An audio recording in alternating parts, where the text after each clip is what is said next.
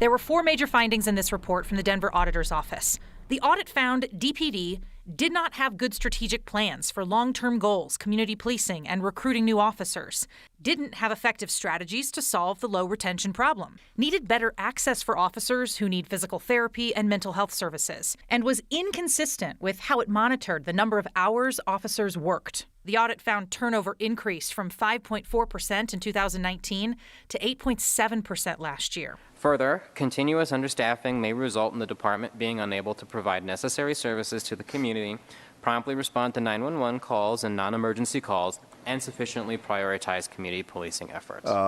This process has actually been very reaffirming to me.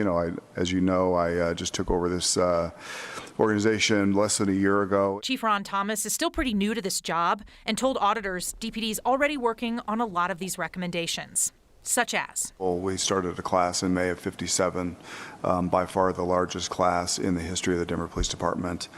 Also, we sought and received a $200,000 state grant specifically to build up our recruitment efforts. And DPD has agreed to all 16 of the auditor's recommendations.